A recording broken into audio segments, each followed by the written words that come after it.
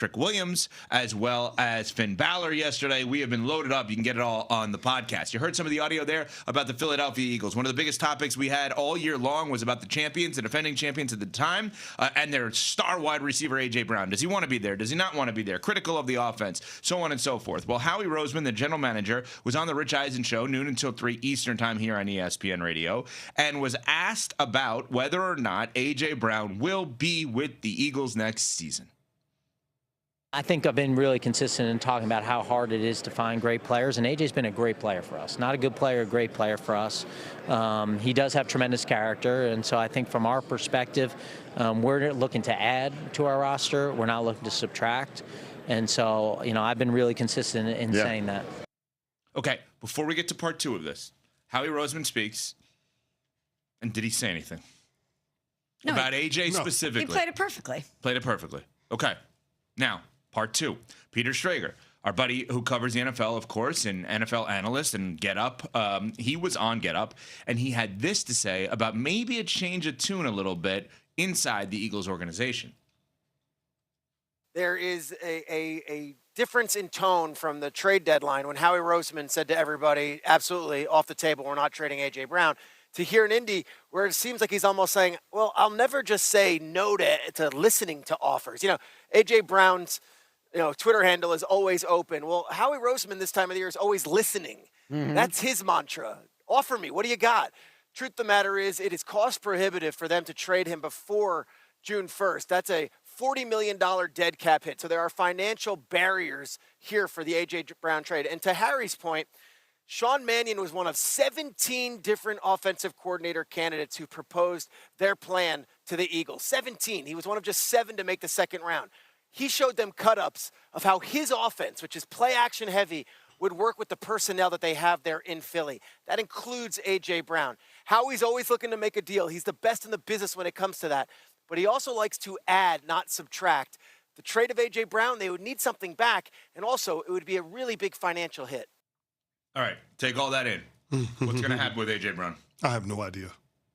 I think it's absolutely fascinating. I keep going back and forth with this thing because his chief complaint was not being able to be utilized in the way that he thinks he should, not being able to dominate his one-on-one matchup, which is what he's lived for, which is what he said days after winning the Super Bowl.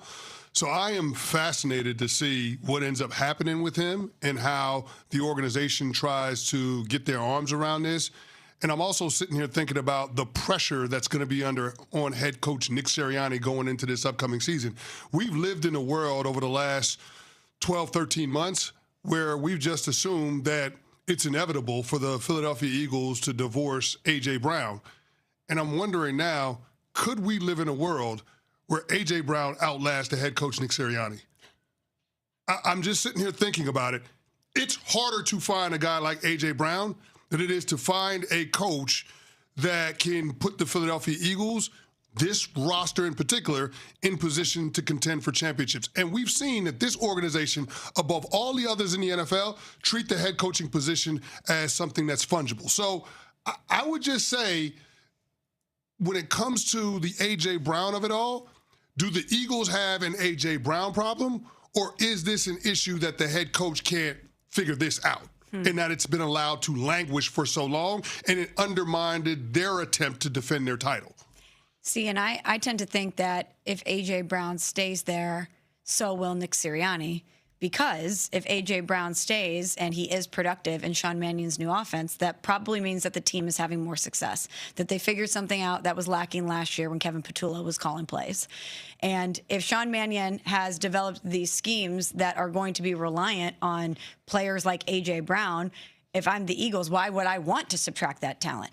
Howie Roseman is so shrewd in so many ways, but Evan, we always do the fake press conference with you. He couldn't have really handled this any better. That's great. Because he not only was so glowing in his praise for A.J. Brown as a football player, he talked about his character. So if he does stay there, he's essentially telling you, we see something internally that maybe you're not getting with the tweets or the commentary that he's making externally. We're good with it. But he also left the door open. It's not smart for me to not be taking calls. I'm the general manager. This is what I do. He left room in every lane, whatever they choose to go down, for us to say, well, he did tell us this all along. Yeah, I mean, if you're going to take calls, give out the number. You should have done that. 888-SAY-ESPN. No, but I think I've always assumed that this is a two-step process. This is trade A.J. Brown for a premium pick, use that premium pick to get a premium player. Because I've never assumed that this was like the Eagles are going to trade him and then just draft guys, right? I know they're great at drafting. But who's the premium player that you're going to go after? Because chances are they're not as good as A.J. Brown. That's correct. But could they be, and I hate to use this word with him because per all reports, not a bad guy, not a troublemaker, just opinionated. Right? That's like he's opinionated, which he's more than welcome to be. So it becomes a distraction relative to conversation, right? We're conversing about this, and his teammates are asked about that. So I wonder whether it's DJ Moore, whether it's Jalen Waddle, whether somehow it's Marvin Harrison Jr., whether it's guys like that I can envision, Garrett Wilson, in my head getting moved. Are they as good as A.J. Brown? Probably not. No. Could they fit currently better than A.J. Brown does? Maybe. Not retroactively. They won a Super Bowl. Will they, though? I don't know. A.J. Brown is one of the best run blockers at the wide receiver position we have in the league. And that's a huge element to the Philadelphia Eagles offense. That's what their formula was when they won a championship a couple of years ago. So, I understand what you're saying from a personality standpoint. Those guys don't create as much of a challenge in terms of managing day-to-day as A.J. Brown does. Yeah. But A.J. Brown raises the floor for everybody on that offense. The reason why Saquon Barkley was able to go for over 2,000 yards receiving is because defenses were terrified to leave A.J. Brown one-on-one on the outside. But I got to ask you a follow-up on this. And you admitted this to start this conversation. You said before you gave any take on the football part of it, you said, I have to admit, I'm going back and forth on this. One day it's one thing, the next day it's the other thing. A couple of days ago, you said, I've got to think about this if I'm Nick Sirianni. I got to think about my Eagles' mortality, and I got to think if I potentially may go down and get fired, do I want to go down with him where he may be not in a malicious way, but kind of working against me, and maybe I need to remove him from the equation because I need all of the people working for me. What changed? What changed for me is listening to what Howie Roseman said in terms of being in the business of keeping great players when you want to be great as a team.